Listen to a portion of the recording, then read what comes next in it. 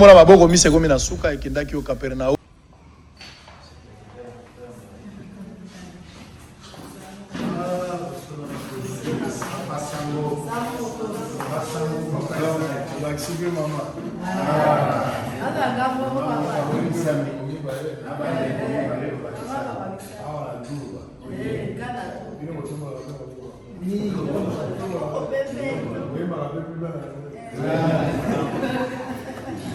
Balandi ya Bosolo TV topesi bino mbote sika bozwami bozali ebele bisika nyonso oyo bozwi libaku malamu mpona kolanda manaka ya Bosolo TV mais na programme nango enquête sur oyo bomesani kolanda mikolo nyonso na Bosolo na politique lokola programme a une audience très populaire. Bozolanda biso na Luanda, bozali na Allemagne, na France, na Belgique. Bozolanda biso na Isiro topesi bino mbote bato baza na Durba parce que na minute oyo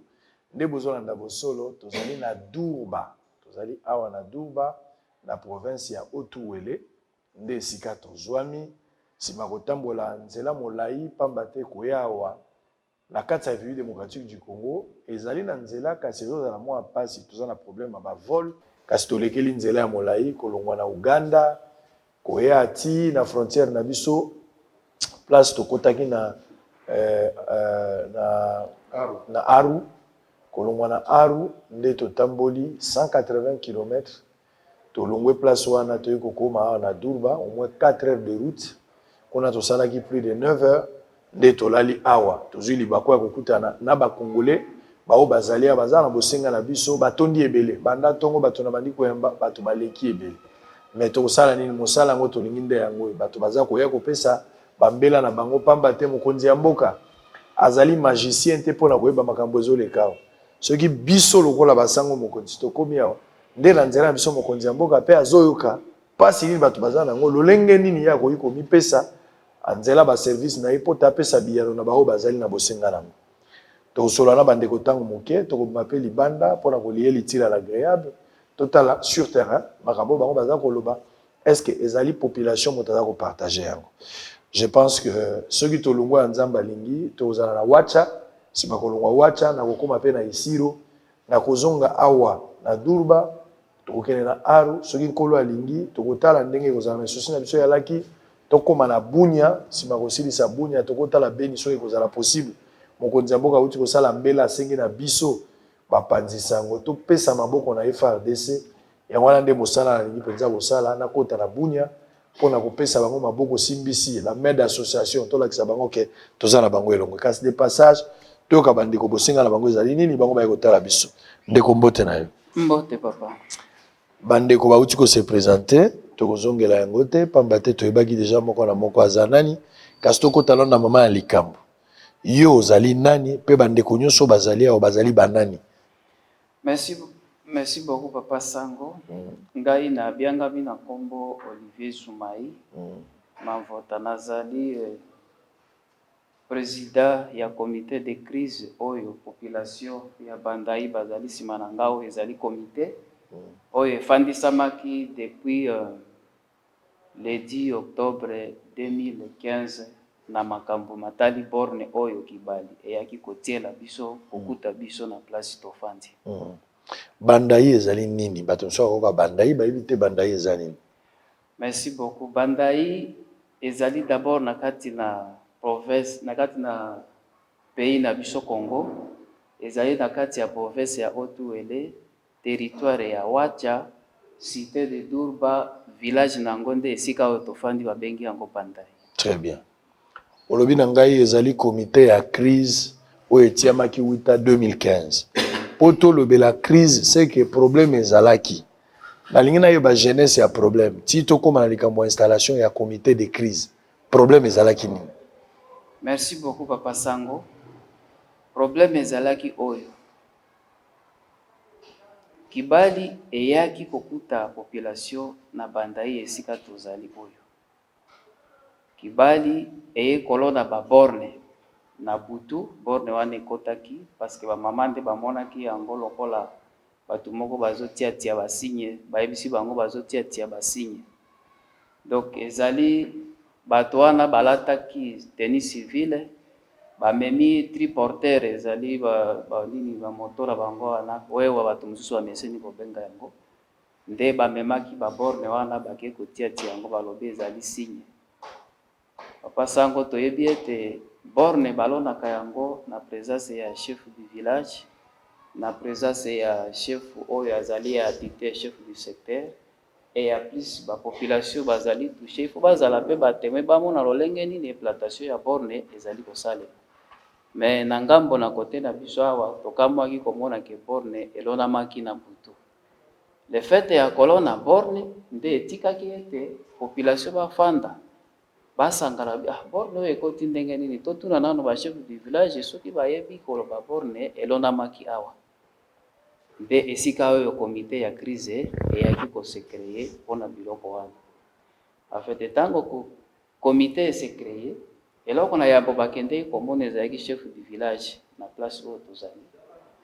chef du village alobi vraiment ya ayebi te lolenge nini borne wana eyaki kokota totiki komona chef du village toke komona chef du secteur mpe alobi ya ayebi te borne wana baye kolona yango ndenge nini akoluka kosala ndenge nini ayeba soki borne wana ekotaki ndenge nini parce que bongaki bainforme nano ye avant ayeba processus nini basengeli kosala yango tobimi epa na secteur tokeiti na territoire ya Wacha toke komona na administrateur de territoire tokuti administrateur de territoire titulaire bazalaki na implantation ya nouveau province ntango bande kosala yango nde titulaire azalaki kuna atikaki kameme adjoint na ye wana tokuti adjoint totuni adjoint eske ozali okura ya borne oyo bayaki kotia na village ya Bandai administrateur adjoint ayebisi no aza okura na biloko wana te totika abenga nano société civile pour que azwa précision soki bango bazali informé abengi société civile na ntango wana mama naze nde azalaki coordonnatrice ya société civile nde mama naze abi bon vraiment ye aza okura te mais soki population bakonstate ke quelque chose baki kokoma pour que ye atanga ayeba nini nde eza kose passe administrateur adjoint abengi moto ya titre foncier nde aye korépondre na lolendo nyonso alobi ye moko azali sase parce que ye moko atindaki bakende kotia borne wana kombo na ye Jean-Louis oyo azali na titre foncier na Wacha ntango asalaki biloko wana nde administrateur adjoint akamwaki parce que atiaki yango ame libre donc nga na komite biso tofandi toza koyoka yango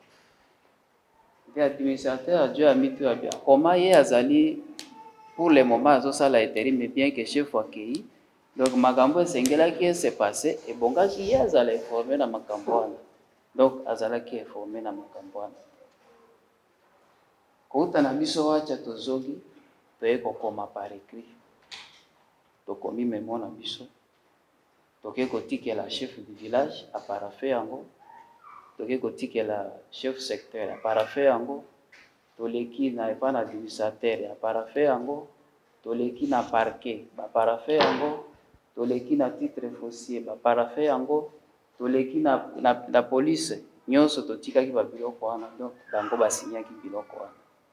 wana bozo réclamer nini wana tozo réclamer baya kolongola borne oyo baye kotia yango na butu borne wana ezalaki na ntina nini ntango batie yango lingi olobaki mabele wana ekomi ya kibali bino babotoli bino mabele ntina ya borne wana moto oyo nango ezalaki c'est ça donc ça ezali ke batie yango polobaki ekomi ya kibali eza isusu ya leta te nde biso tozali koréclame epa na leta na kibali parce que topesaki mpe kibali ya bango kopi dire ke biso tozali mekota na biloko baye kolona yango borne baye kolona yango sake bakota te baautorité na biso eza lokola babotoli bino mabele babotoli biso mabele ezalaki à peu près combien okoki koyeba estimation ya espace oyo kibali ya récupéré ezalaki ya bino eza epe vaste ekozala hectare ekoki kokoma ekoleka ya hectare eleki na hectare wana nde abotoli ya 5 km 26 km 26 km eleki hectare ya wana nde bango ba ezui ba botoli est-ce que na espace bango ba zui wana toyebi kibali asaka nde mosala e wolote ye ko bongisaka ba wolo ko kamata pota sa misana esika oyo ba botoli bino wana bino d'abord na ipana bino bi village na bino zanini bandai na bandai or ezalaka bon merci papa Sango biso tozali awa depuis époque belge na bandai ezalaka na or te bien que or yo kozanga te à petite quantité mais oyo bazoluka na bandai eza te parce que ndenge toyebi eza nde village mege oyo kilomoto etiaka kana ya ba travailleur na village mege et puis na banga mosusu mais bandai ya soi ezalaka na or te bongo soki bandai eza te bato ya kibali bakobotola yango mpona intérêt nini eloko nini ya makasi eza epa na bino bango bakozwa eza kaka mabele to nsima mabele baza na eloko mosusu bino bozokanisa bakokobotola na kati merci beaucoup nakanisi eloko bango bazokanisa kobotola selon les informations oyo bango moko bamekaki kopesa yango bazali koloba ke susi na bango ezali batonga baka ya batravailleur na bango awa na banda bazangaki nde mabele nde baye kobotola bino bangi babotola ngo puke batia baka ya batravailleur na bango parce que kibala lobi chaque fois dépense ya kosalaka aller congé retour donc bamonaki sakute likolo na bango raison pour laquelle bongaki bazwa ma place moko batonga baka wana comme ça na batravailleur na baekole na banini nyonso ezala hôpitaux batia ezala wana mpona batravailleur na bango alors soki wana bosenga na bango selon ba information bozwi eloko siko esali pasi po lolenge bango babotoli yango ya lokola bakamati yango na nko sans que basolola na bato oyo baza na makoki ya kopesa bango pouvoir wana nde place bino na bango boza koyokana te eza na esika wana est-ce que bato ya bandai soki kibali ayaki koluka bino na ndenge elongo bani azwa mabele bino na bandai bolingaki bopesa bango nsima koremplir bacondition nyonso bozali prêt ya kopesa bango tozali prêt même maintenant toza na problème te alors sikoyo ntango bokoti contact na bato ya kibali na baautorité nyonso nangi nayeba baautorité réaction na bango ezalaki nini autorité provinciale bien sûr réaction na bango ezalaki nini mpe bato ya kibali bango moko soki bomonaki bango balobaki nini merci papa Sango na kopesa biso parole parce que tokolobela mingi règlement ya code minier règlement ya code minier elobi esika partenaire asombi yango ekutaka le plus souvent bato baza wana donc il est question ya partenaire nakoya kokutana na population kosola na bango jusqu'à présent papa Sango totikali komona ni kibali epa na biso ni autorité politico-administrative na niveau provincial baye komona na biso te bayaki ndenge toza koyebisa bino baye kofanda nde na hotel tozokaka na ono basi bapesi esika moko mpona population kuna badelokalize bango me baindemnize bino nano te baindemnize te eloko moko te toyoki kaka no bakadastre basi bake basilisi mosala nsima oyo message euti kotikama mpona biso balobi ifo moto akende abuka ndako ne ye moko omema nano acte de vente obi omemi document parcelle na yo okenda ngo kuna bapesi yo mwa makaro pour que okende kozwa lopango sake population efanda na bango sake population elobana na bango nde eloko biso tozokamwa nde yango wana soki bayaka epa na biso tofandi tosololi selon règlement ya constitution ya code minier eza un problème te soki toke awa ti place bolobi batie babord nani ezali awa eza mosika to eza pembeni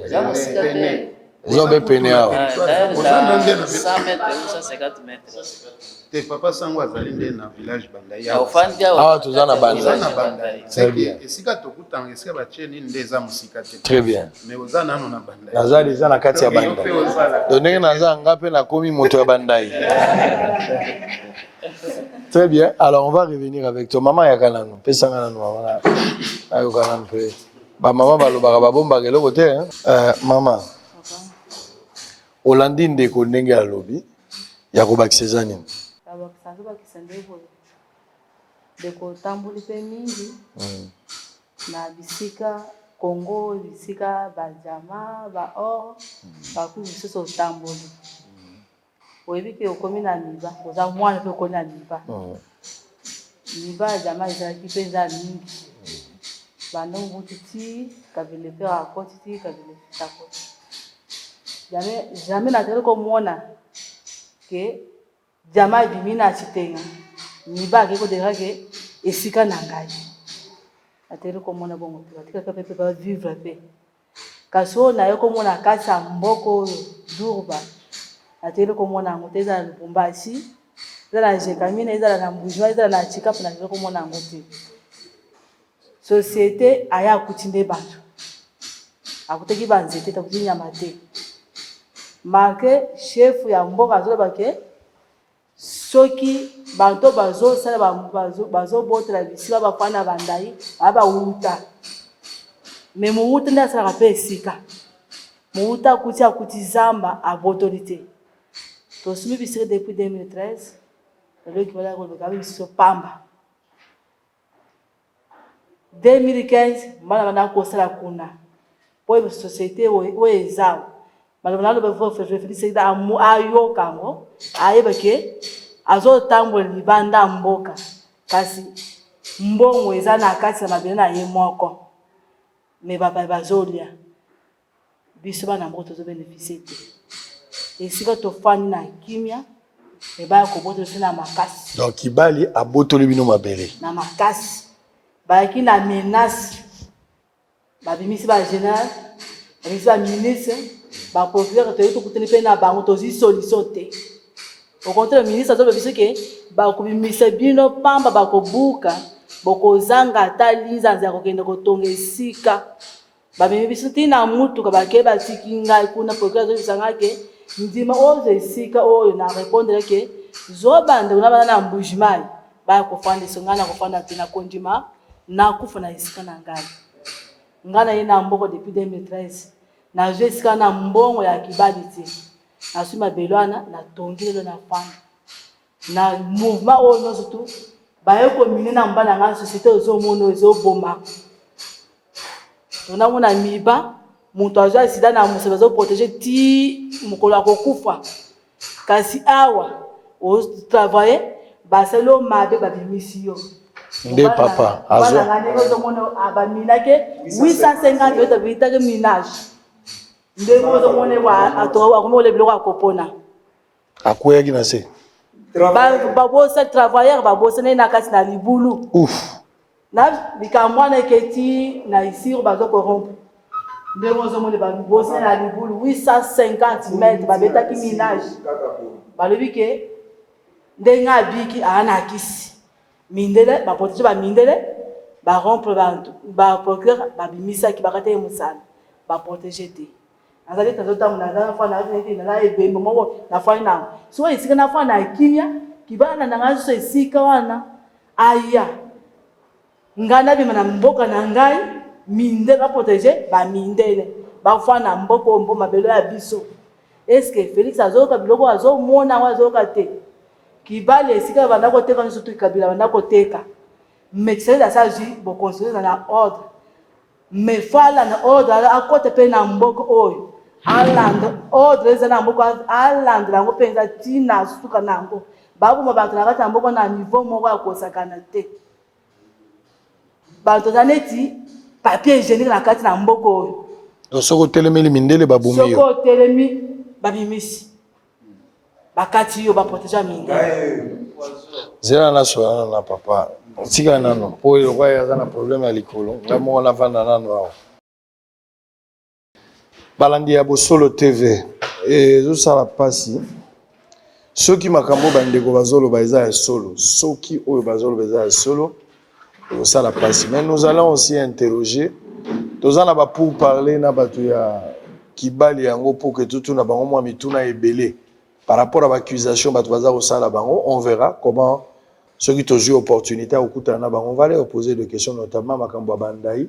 tokotuna bango na ba question pour ba expliquer biso ndenge nini bango bakomi ba propriétaire ya bandai na espace oyo à peu près 25 km bazui mabele yango ndenge nini faut totuna bango question autorité politico administrative azali awa population azali ya yo même ceux qui arrivent qui bateki yango na privé moko il y a une politique préventive ko délocaliser bateau ko indemniser bango pour que mutu na mutu donc bo indemniser bango bo délocaliser bo pesi bango pe préavis les arrêter bon bolobi que pour na ba raison telle pour mabele za l'état ça il faut batu ba yeba que mabele za l'état l'état koki ko teka mabele na ye to akoki ko salela yango eloko nyoso tango ya liki mais avant l'état salela yango akosolola na bato baza pembeni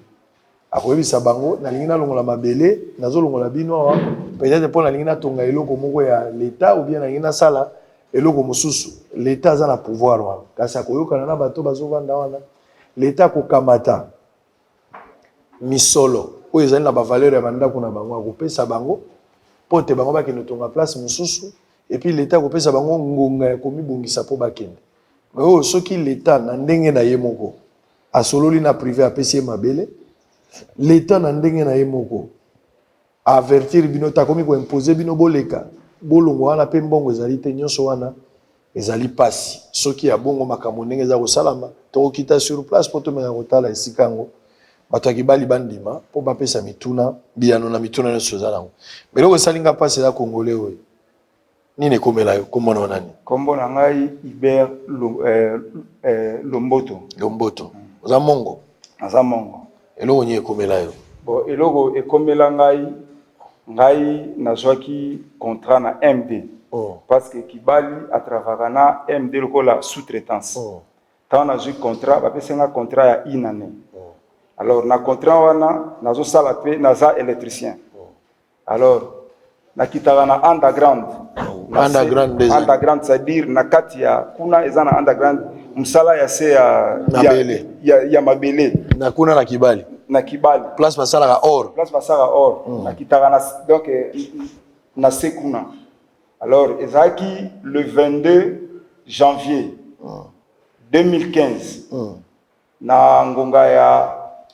ya 22h parce que tuzaki na shift ya 22h 6h alors tant on akei na komi kuna na kuti mundele na ngai donc comme superviseur na ngai bokita kuna na se eza combien de mètres bon libulu wana ezali 850 mètres ya profondeur pardon banzela pe na kati ezali ndenge naza koloba boye bayebi ngai alors mais na tango wana tozali na 850 mètres te tozali na ba 500 et quelques ya profondeur alors tant na komi mundele na nga wana ayebisi ngai ke nazwa électricien moko nakita na ye na se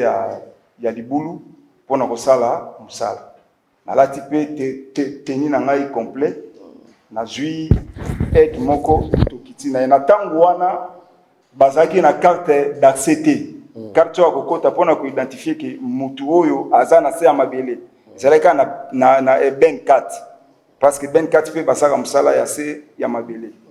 alors ngai na ntango wana biso na shaft carte wana ezalaki te ezalaki nanu kibol so boyi bokoti kaka na désordre ndenge wana bokei jour wana tokitaka ndenge na moyenne tokitaka na kibol ezalaki lokola neti mwa ascenseur bon eza lokola ascenseur ya local tant tokomi basalaki geste te geste ezali koprévenir ba danger ba risque basalaka yango te bamindele beka bokota parce que mosala kuna ezalaka pression ntango tokoti tokiti na se na bandi kosala mosala na nga ndenge ezalaka nzoka nde na 4 heures fale babeta minage c'est-à-dire kobeta explosif kobombarde mpona bamabanga wana alors na ba 4 heures lokola nga naza électricien département na nga eza engineering bato babetaka minage baza na manning donc tokabwanaka na kati kuna alors na kati kuna soko koti eza na ba front banzela oyo totambolaka na nzela na sika donc mpona oya il faut ba programme na ke mutu aza na place songolo soki babosani c'est-à-dire otikali mpe kaka kuna nde ntango bango bazali kobima bato ya mining babosani ke ngai na aide na ngai toza na se parce que biso fali tobima na 6 heures tosala relève na bato bakoya koremplacer biso bango na 4 heures bato ya mining babimi kobima babimi bakangi biloko tu babeti explosif ngande naza nde Lazare babeti explosif nde de aide na tikaki libanda basignale mindele babi bobomi électricien parce que bando benganga kuna abat naza mikanda nyonso eloko nazoloba eza vrai bango moko baza na bayebi yango ntango babeti bongo balobi ke babomi électricien histoire vrai ata bato to bavanda ata dura bayebi nde ntango bayoki bongo babi c'est vrai babi espoir eza so te akufi nde baninga tosaka na bango babengi na basite babi ndeko na bino awa asi akufi aza susu na bomoi te et puis mindele tu bazali so espoir te ke na kobima boye ngai na aide na nga wana nde mosu basala autrement eza te Quand on a bien besoin de ça. toza na sa mabele na baproduit chimique wana tu na nzoto makambo tu na nzoto nzambe atikali nzambe abombi biso tomonaki nde fin du monde kuna après wana de sudaf moko baye kozwa courage babi te tolanda nanu bango ata tokuti bakufi tolanda bango de sudaf noir mindele kutu te de sudaf wana baye kokita bango radio parce que na ntango wana mpe moto ola biso basimple travailleur tozwaka nango te nde kokita bakiti bakuti ngai na peti wana toza koluwe nzambe tozosambela nzoto ese elembi tokomi abati nde ntango akomi abia namoni bango baza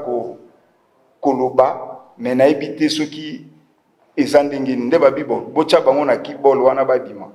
ta batie biso na kibol tobimi bato tu kokamwa babi tomonana na makambo ya boye esalama te nde kovanda na baémotion wana moto safety moko aye kobenga ngai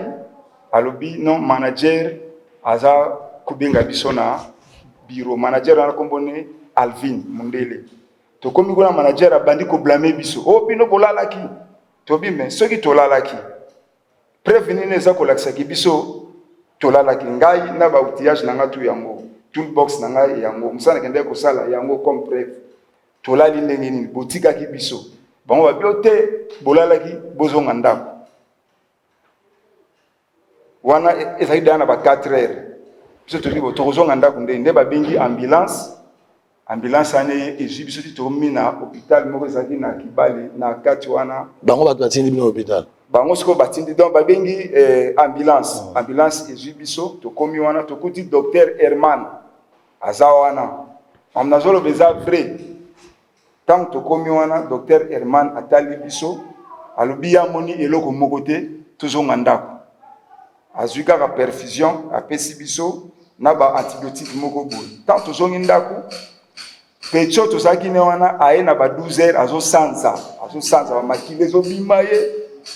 parce que anticorps ya mutu na mutu etravaka selon baorganisme na ye Système immunitaire. nde naye kozwa peti wana natie na moto nga natie na moto nake natiki peti wana na hôpital batie basonde ngai ekoma 20 heures andi koyoka badouleur kozanza bamaux de tête bamakila nde naye kosupporte ka baprière na 5 heures naye komata moto na femme na ngai tokomi kuna ntango tokomi kuna ka ekomi grave bombo nango bazotya ngai baotya mpe peti wana bazotya ngai baotya peti wana Bacha bino na batour. batour nde sikoyo baye kobenga mondele ya safety babi bato so totiki bango kaka bakokufa nde mosusu babi botika bango wana safety wana bi soki bato bakufi bakoriske bakanga mine parce que bato tu bayebi ke bazwaki accident na kati nde baye kobenga avion na Kampala avion eye ngai na peti wana madame na ngai bakende baboyi madame ngai nayebi anglais te ngai nayebi kaka français bazwi mutu moko ya Kimongo. bazwi mutu moko ya MD mpona azala lokola interprète siko bino botindi biso na hôpital oyo kuna balobaka anglais Na Swahili. na Swahili ngai nayebi Swahili te nayebi anglais te nakoexplike médecin ndenge nini donc tout ça na bamafia kaka nde toyokende na mutu ya MD baboyi meme bamembre ya famille na biso bakende toluka ata bato bayebi koloba anglais mpona basunga biso baboyi mosala mpe autrement eza te madame abandi kolela tomati na avion tout le monde croyait que tokufa nzoto ekoma même décomposé toke na bombone kaka moko na kati avion Bazochangeaka bino na batour. tokei ngai peti wana docteur Herman na infirmier moko na kati avion bazochange biso kaka bombone wana soki bamoni nga température ebandi mabe batie ngai peti wana batike so peti wana bamoni akokoma grave kaka bongo ti tokomi na Entebbe tokuti ambulance wana izwi biso urgent ti na international hospital de Kampala ntango tokomi wana mbala moko docteur abandi koexplike na ba collègue na bi batoyo abeti solo nyoso abeti solo tout tango abeti batala basali pe rapport ici là on a ba déshabillé biso ba pesi biso ba bilamba moko ya ba robe ba kena so na radio ba kuti na radio na poitrine na nga o tout ba produits chimiques déjà ici et kota ki ti le na saka ba OK ba renvoi même force ya mibali ezate même ko botsa masibo ezate nde batali biso wana ba koti biso na salle d'urgence parce que to remet déjà na ba niveau mususu ba perviser biso plus de 20 chassés à maille ba tonga ba to sali 21 jours ba réanimation koto bazo tuna kaka bango ba tuna kaka type wana situation ndenge na situation de changer ti après 21 jours ba ko kolobaki bon to komi moi bien to zonga mais docteur azawa alanda soin na biso. Alors, au bango basola ki na banglais, tu éviter. Après, tu vandi une semaine na guest house ya Kibali. Tu es kolongwana batindi avion et j'ai biso tu zongi. Tant tu zongi, premier jour, manager a bengisi biso. Alors biso to lalaki. Donc ton dimaraki to lalaki ngana biso to lalaki te. Le rôle la petite bande ko influencer mingi, petit yesiko andimine ki alalaki ngana bino ngana lalaki te. So ngana lalaki bala sanga préfo ngana lalaki. So na lalaki. Il faut pas bombarder ngai. Ngapi na tuni bon na bibo bino carte d'accès ya ko identifier batu ezalaki te. Mais à mon absence, tant que campagne ndé ko raisonner donc OK ça là. Carte. Bosali yango. Le lope carte na e ko mpe ko sunga ba accident mingi. Moi et ça la masusu ezate. Alors so carte ezalaki. Mbelenga peut-être nangana zala donc sacrifié te. Ndele ba ko baté to moni muto aza muto a ville parce que ngana za kino. Babandi ko inangai ko lukelanga ba piège ke bakanga ngata soki na ibaki toni nipona balongola ngai ba moni yango te. Jour de démobilisation même soin nanga ba kipé yango te. Docteur nazo kende pa na ipona ala ndelanga docteur abiaza na temps wana te. Alors jour de ya démobilisation ba démobiliser ngai sans toutefois ba ke nazana ba produits chimiques na enzoto sans toutefois que ba ndela même soin nanga mais tozo mona batu mususu kuna abeli fièvre kampala abeli typhoïde kampala mais nga muto na jus ba produits chimiques na nzoto pena binzoto na ndenge ezalité lelo to mona baka ba Hiroshima ba bazo bota mana ba infirmité makambu kilikili et puis produits chimiques ko manifester même plus de 30 ans après même 30 ans alors ba négliger ngai démobilisation ba démobiliser nga naïba et le côté j'ai tous les documents balongoli musala tango oui tango siko balongoli ngai na moni nga na bité nga na kotika bateau boité awa ba maître tout avocat baza basomba bango na ke ko so maître mo kombone Augustin Tambou na PC dossier wana ye abandi nango na watch après que si on a même na numéro oya dossier na ngai oyo nafundaki bango tango akomi wana ufundi kibali na bona fundi kibali te c'est-à-dire na fundi shaft na MB mais baza bato bazo travailler na kibali sous-traitance médecin pe ya kibali aseli ngai rapport que ngana za na bon état naza bien mais et pourtant que azali toxicologue te azali généraliste mais aseli ngai rapport que ngai naza na bon état naza na problème mokoti ata naza koloba voilà la réquisition à médecin oya ya kibali nake komona médecin oya l'état oya wacha komona hilaire atalinga bitekana o médecin oya ya kibali asa capable te ya ko déclarer yo il faut un toxicologue oyebi ba produit donc oye vandi donc na kata nzoto atala soki nzoto ne parce que ba biloko ba relation nango et va ko sala après même après 5 ans même après 10 ans parce que ba bombarde nango généralement na sulfate d'ammoniac sulfate d'ammoniac nde ba chaka kinga ni surtout wana ba bien très bien na expliquer pendant na saka ba renvoi ba gaz ba faiblesse tout habiter faut que Kinshasa a selinga lettre alors na lettre wana lokona na mona ke bango baza ko donc ko kipenga te ngape moyen pe ezali pété ndena banda ekoluka moyen pona nakende kin metro akende kikuna depuis akende ça pesa $300 pesa $200 tina dépense au moins $2500 solution moko ezati na ko zwa grâce vemo autaki kin mukongo ya zali maître ya tripe ya uacha nde na meki ko expliquer juge président ya tripe a bengi isiro habité dossier no bako ko doki ko négligent ngo boité a bengi isiro balobike ezali dossier mo déjà rejeté parce que maître on a fallu aller kana service ya travail aller la place ya inspecteur ya travail abanda dossier ya bandi mbala moko accusation or waneza dossier déjà rejeté mais numéro nango izali rejeté na bandela dossier nde na ko mona ke corruption za nango partout alors na ko luka moyen tant père akufi na kin na ko kitakin tant na kitikin na ko mona conseil moko ya ba cour suprême kombo na papa Bwanga na moni na meki ko pesa ye dossier tant na pesa ye dossier maître na papa na bi yelo azali mutu ya cour azali conseiller ya cour suprême moi ya alandela dossier na ngeza te apesa nga ba avocat or ngala kende matanga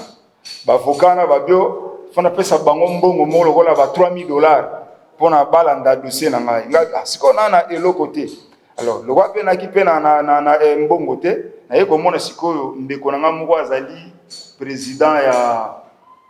ya Interpol en même temps pe azali directeur ya OCC nake na moni na donc na sololi na ye alobi boya za na batami mingi te na bapoto natikela ye procuration natikeli procuration ti lelo pe na zwa suite te na ye kozwa des avocats baye komona MD bon des avocats na évité sope balesaki bango mbongo na mona kena na mbongo donc lisolo za molai ce qui te lobi d'une manière générale ti lelo qui bali a indemniser yote a longoli abusivement musala sans qu'il appelle ça un bongo ata pour l'accident prise en charge des arrêts sous continuité donc vous allez abandonner abandonner rejeter mais be preuve nangai tout très bien tout ezali bato bozolanda Bosolo TV spécialement pour nae ezali les témoignages d'un accidenté. Il y a travail na Kibali Gold. Abandonné na triste sort. Oyo ki ndenga expliquer. Je pense que bavoka prodero bakoy kozala. O bakoy kondima basalisa ndeko yo sans prix sans argent. Mais toko ta quand même likambo pour tope sandeko yo azwa quand même solution. Un Congolais qui travaille en bonne et due forme, attaque aux sous-traitance, mais likama o ezoli na kati ya musala, il serait déjà mort. Nzamba zana bomoy abateli place mayela bato sukaki nzamba pesi lobiko lelo atelemi. Est-ce que ba droit na ye ako bénéficier na moté? Est-ce que ba koki ko reprendre l'instruction à dossier au normal et suivre les échelons jusqu'à ce que batala ceux qui ne décoisali malamu to azali malamu te. Ministère à travail bino batubo oza wana pona ko batela basali ba dossier makasi yango ya kosala bo kosala ngote apparemment ba libanais apparemment ba indo pakistanais na ba expatriés nyos bana mboka na biso bango soki likame salami bazalaka na raison bana mboka bazalaka kaka na to. Bon, bah, contrat de travail, bah, est-ce que l'État a vu comment ce genre-là fonctionne pour que finalement, quand il y a des problèmes pareils, kaka ba Congolais, toba na mboka nde bazora problème, mais ndere ba mara toujours na raison. Qu'est-ce qui se passe? Naza ko benga d'abord justice. Ah mais ngara kota likambo. Pesa nga numéro de téléphone na yo. Oyo ba ko joindre facilement. Ça pas problème. Oyo ba ko benga yo, oza awana na Durba, na Bandai précisément. Bon. Mais ba ko benga yo pour que ba meka kozwa dossier wana ba banda kolandela yango oza disponible soki l'État a bengi yo pour des témoignages avec de preuves tout ça nazali disponible et puis document na ngai ngana bike bato baza très malin natika document na ngai na Kinshasa et puis document na ngai mususu eza nango donc quelque part très bien bon na bike ndenge bazana ndenge makambo ekolekana monde bakolukisa ngai na ba poison na ba makambo kilikili na yebi yango menga oza préparé moral ngana yebi ke nzambo ngana za na ye akokutana muto nsonyo surtout akoya na likanisi wa Numéro à contact. numéro nange ezali 082 56 63 698 Oko bandelango. 082 56 63 698 Kombono na mombeza nini? kombo nanga ezali Hubert Lomboto. Hubert Lomboto. Oko banda wana ndio tikali pe na défaut. Bon, te défaut yo na jongo na accident. Donc na kwa ki na moto mais problème nanga ezali nde na sala kaka ba renvoi. Donc soki na vandi donc na sala ba OK. Ba OK eloka kilo mosusu na tombola ezate. Et puis bon ki mobali na onyo sokufi. Donc na comment vraiment donc faible. Très bien. Voilà maman ndazo réclamer mo makasi. Ntango oyo baautorité bautaki isiro kokita awa donc ezalaki ministre ya mine, ministre de l'intérieur, redoka général ya FRDC, général ya PNC. Papa Sango baye kolukisa nga ntina ndako na 2 personnes ya ANR na policier moko parce que balobi nga nazali kopesa population mutu makasi. Eloko ya liboso oyo etindi bapesa nga aspect wana bato na sociale bo bazali na kibali bayaki mbala misato na Eric Mandei azalaki chargé na opération pour que baya kokorompre nga na ndako 2019 na boyi mbongo wana baye kotindela ngai Ligue des Jeunes oyo azali awa na personne na la vie na équipe na bango 5 personnes baeti kotala nga na ndako pour ki bapesa nga mbongo na cede population na kende na boyaki mbongo wana nayebisaki bango nga bite babanda nano kokorompre population bazali touché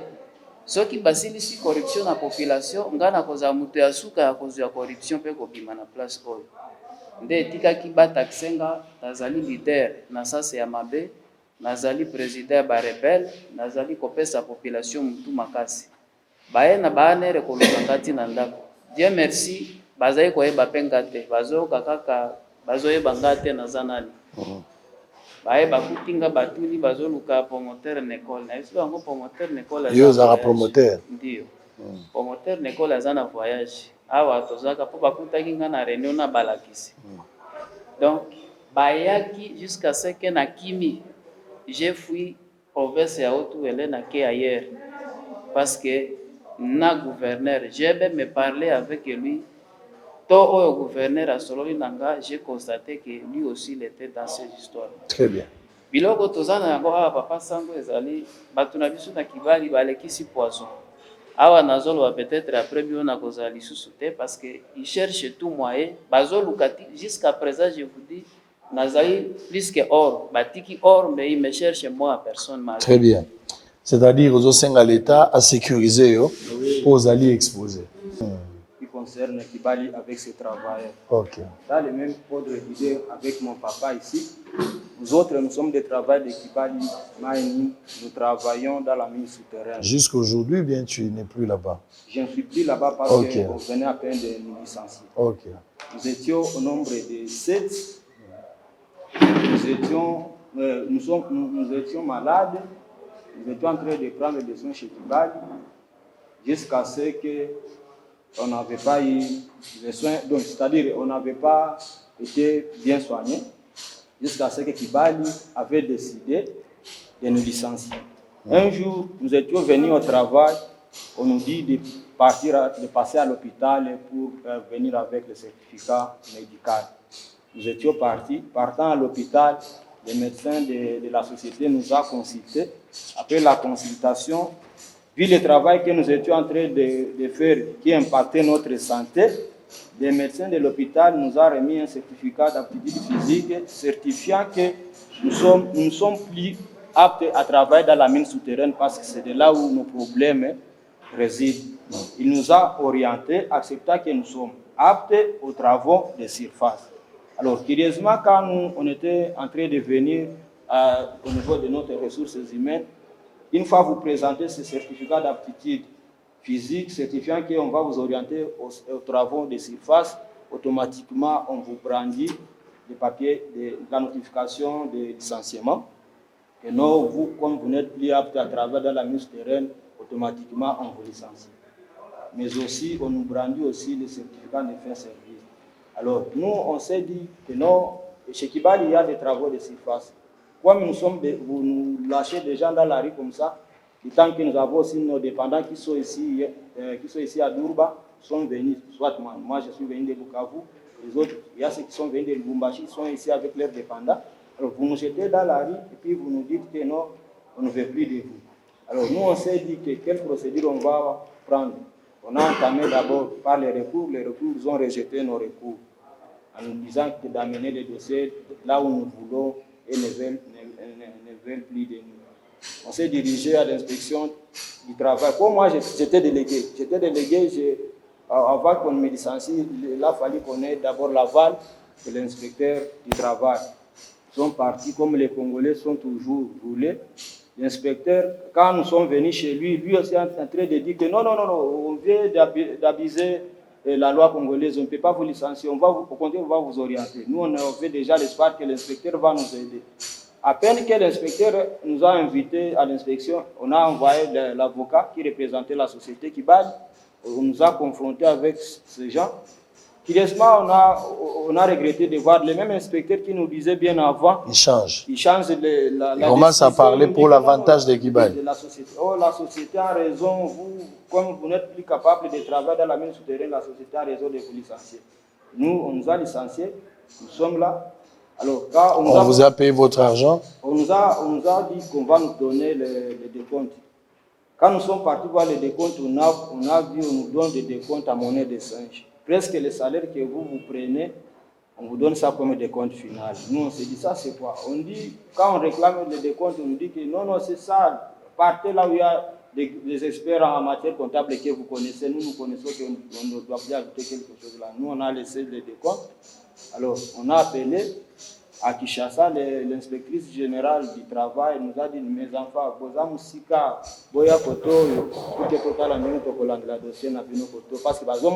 parce que vous êtes à l'intérieur. Alors, nous, on s'est dit, on n'a pas les moyens, on n'a pas les décomptes, on nous a licenciés brutalement, on ne s'est pas préparé sur les plans financiers. Alors, on a dit, comme nous sommes à 7, on s'est cotisé un peu d'argent, nous avons envoyé nos deux délégués, une délégation qui était partie à Kin. La délégation était partie à Kinshasa, on a déposé les dossiers à l'inspection. On a dit, c'est comme si aussi, à l'inspection, on est en train de vouloir retarder notre dossier pour que, quand nous allons nous retrouver que nous n'avons plus rien, nous serons déjà dans une position de faiblesse, on cède et on rentre, on débrouille les moyens de transport pour rentrer au Berka et au village. Alors, moi, je voudrais venir auprès de vous, Papa Sango, comme nous vous suivons à tout moment. Nous sommes parmi les rares personnes qui vous suivent chaque jour votre émission Bossolo. Comme vous avez aussi sauvé les médecins là de l'hôpital là qui étaient traumatisés par l'Indien. Moi, j'avais vécu, vous l'avez sauvé. Les deux mamans là, à peine que vous aviez sauvé, qui étaient des bettings là, j'avais suivi comment vous étiez en train d'encadrer ces dossiers. Je vous supplie, Papa Sango, de nous parrainer dans ces problèmes parce qu'une fois les dossiers acquis, et puis vous allez rentrer à Kin, parrainez-nous pour que nous puissions aussi avoir gain de cause dans cette affaire. Très bien, vous allez me donner des copies. Oui. Alors, vous allez rester avec les originaux, vous allez me donner une copie. Et puis